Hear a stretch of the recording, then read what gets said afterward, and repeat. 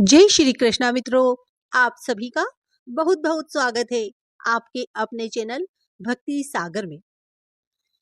शुक्रवार जीवंतिका व्रत की कथा। भगवान शिव बोले, हे सनत कुमार, इसके बाद अब मैं शुक्रवार व्रत का आख्यान कहूंगा, जिसे सुनकर मनुष्य संपूर्ण आपदा से मुक्त हो जाता है। लोग इससे संबंधित एक प्राचीन इतिहास का वर्णन करते हैं। पांड्य वंश में उत्पन्न एक सुशील नामक राजा था। अत्यधिक प्रयत्न करने पर भी उसे पुत्र प्राप्ति नहीं हो सकी। उसकी सर्वगुण संपन्न सुकेशी नामक भार्या थी। जब उसे संतान न हुई तब वह बड़ी चिंता में पड़ गई। तब स्त्री स्वभाव के कारण अति साहस युक्त मन वाली उसने मासिक धर्म के समय प्रत्येक महीने में वस्त्र के टुकड़ों को अपने उदर पर बांधकर उदर को बड़ा बना लिया और अपनी प्रसूति का अनुकरण करने वाली किसी अन्य गर्भिणी स्त्री को ढूंढने लगी। भावी देवयोग से उसकी पुरोहित की पत्नी गर्भिणी थी।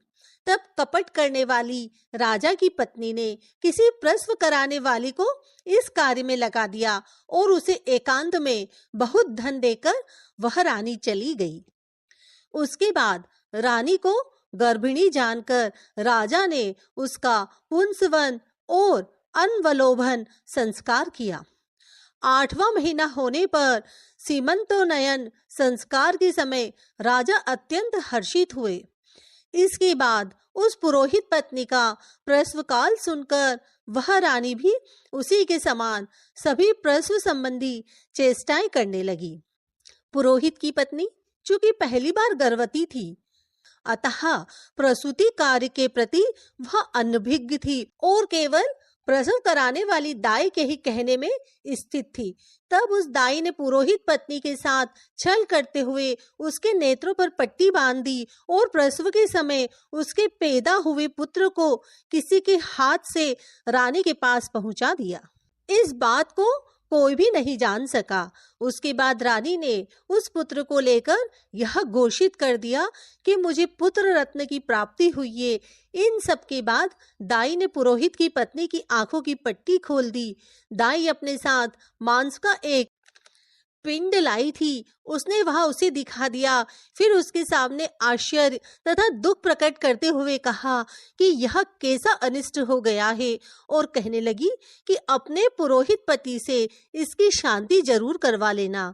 कहने लगी कि संतान नहीं हुई तो कोई बात नहीं, तुम जीवित हो यह अच्छी बात है।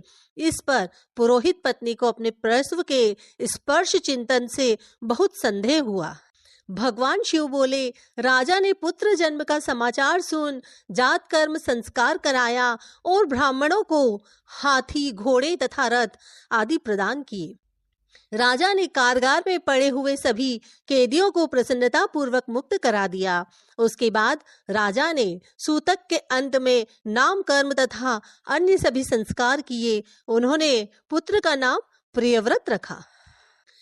हे सनत कुमार, श्रावण मास के आने पर पुरोहित की पत्नी ने शुक्रवार के दिन भक्ति पूर्वक देवी जीवंतिका का पूजन किया। दीवार पर अनेक बालकों सहित देवी जीवंतिका की मूर्ति लिखकर पुष्प तथा माला से उनकी पूजा करके गोधूम की पीठी के बनाए गए 5 दीपक उनके सम्मुख जलाए और स्वयं भी गोधूम का चूर्ण भक्षण किया और उनकी मूर्ति पर चावल फेंका और कहा, हे जीवंती, हे करुणार्णवे, जहां भी मेरा पुत्र विद्यमान हो आप उसकी रक्षा करना। यह प्रार्थना करके उसने कथा सुनकर यथाविधि नमस्कार किया। तब जीवंतिका की कृपा से वह बालक दीर्घायु हो गया और वे देवी देवता उसकी माता की श्रद्धा भक्ति के कारण दिन रात उस बालक की रक्षा करने लगे। इस प्रकार कुछ समय बीतने पर राजा की मृत्यु हो गई। तब पितृभक्त उनके पुत्र ने उनकी परलौकिक क्रिया संपन्न की। इसके बाद मंत्रियों तथा पुरोहितों ने प्रियव्रत को राज्य पर अभिषिक्त किया। तब कुछ वर्षों तक प्रजा का पालन करके तथा राज्य भोग कर वह पितरों के ऋण से मुक्ति के लिए गया जाने की तैयारी करने लगा। राज्य का भार वृद्ध मंत्रियों पर भक्ति पूर्वक सौंपकर और स्वयं के राजा होने का भाव त्याग कर उसने कर्पटिक का भेष धारण कर लिया और गया के लिए प्रस्थान किया। मार्ग में किसी नगर में किसी गृहस्थ के घर में उन्होंने निवास किया। उस समय उस गृहस्थ की पत्नी को प्रसव हुआ था। इसके पहले षष्ठी देवी ने उसके 5 पुत्रों को उत्पन्न होने के 5वें दिन मार दिया था। यह राजा भी उस समय 5वें दिन ही वहां गया हुआ था। रात में राजा के सो जाने पर उस बच्चे को ले जाने के लिए षष्ठी देवी आई। जीवंतिका देवी ने उस षष्ठी देवी को यह कहकर रोक दिया कि राजा को लांघकर मत जाओ। जीवंतिका के रोकने पर वह षष्ठी जैसे आई थी वह वैसे ही चली गई। इस प्रकार उस गृह स्वामी ने उस बालक को 5वें दिन जीवित रूप में प्राप्त किया। ये लोग इतने प्रभाव वाले हैं, यह देखकर उस गृहस्थ ने राजा से प्रार्थना की, हे राजन, आपका निवास आज के दिन मेरे ही घर में हो। हे प्रभु, आपकी कृपा से मेरा यह छठा पुत्र जीवित रह गया है।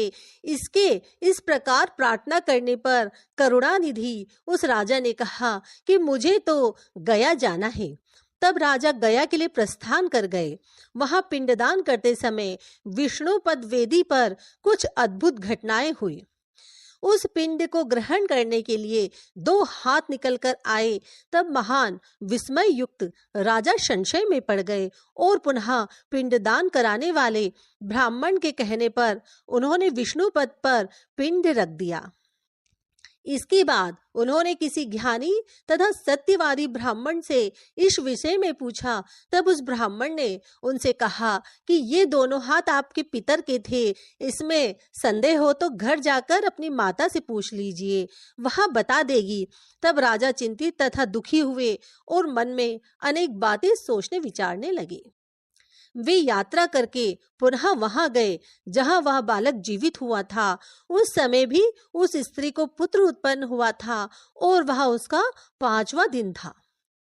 वह जो दूसरा पुत्र हुआ था उसे लेने रात में फिर वही षष्ठी देवी आई। तब जीवंतिका के दोबारा रोके जाने पर उस षष्ठी देवी ने उनसे कहा, इसका ऐसा क्या करती है अथवा क्या इसकी माता तुम्हारा व्रत करती है जो तुम रात दिन इसकी रक्षा करती हो।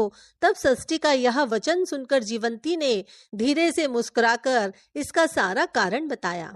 उस समय राजा शयन का बहाना बनाकर वास्तविकता जानने के लिए जाग रहा था। अतः उन्होंने जीवंती और षष्ठी दोनों की बातचीत सुन ली। जीवंती ने कहा, हे षष्ठी, श्रावण मास में शुक्रवार को इसकी माता मेरे पूजन में रत रहती है और व्रत के संपूर्ण नियम का पालन करती है। वह सब मैं आपको बताती हूँ।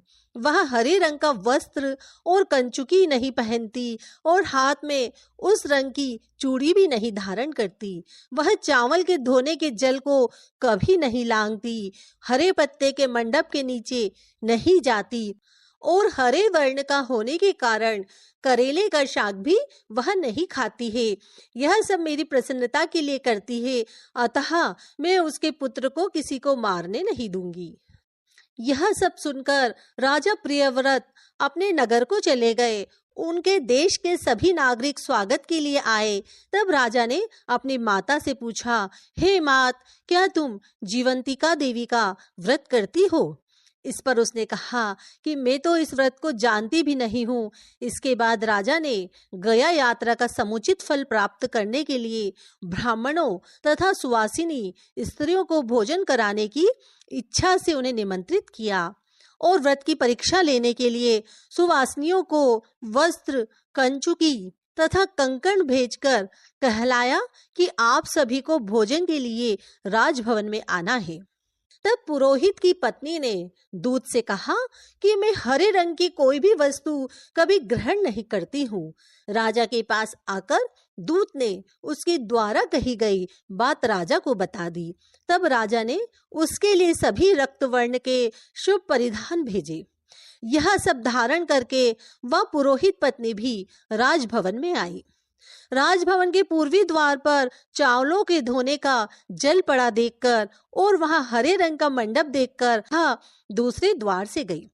तब राजा ने पुरोहित की पत्नी को प्रणाम करके इस नियम का संपूर्ण कारण पूछा। इस पर उसने इसका कारण शुक्रवार का व्रत बताया। उस प्रियव्रत को देखकर उसके दोनों स्तनों में से बहुत दूध निकलने लगा।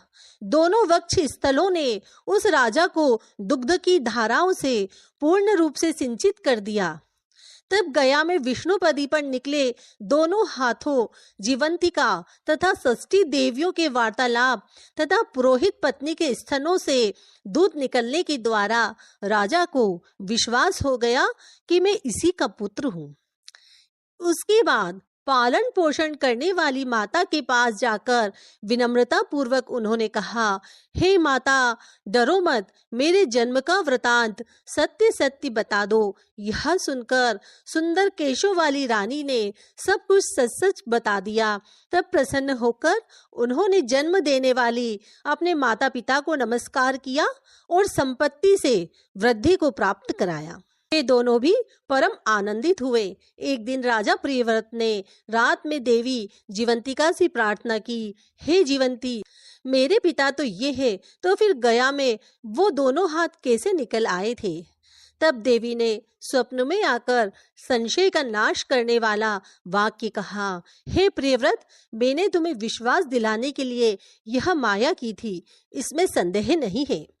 हे सनत कुमार, यह सब मैंने आपको बता दिया। श्रावण मास में शुक्रवार के दिन इस व्रत का अनुष्ठान करके मनुष्य सभी मनोरथों को प्राप्त कर लेता है। इस प्रकार श्री स्कंद पुराण के अंतर्गत ईश्वर सनत कुमार संवाद में श्रावण मास महात्म्य में शुक्रवार जीवंतिका व्रत कथन नामक 9वां अध्याय पूर्ण हुआ।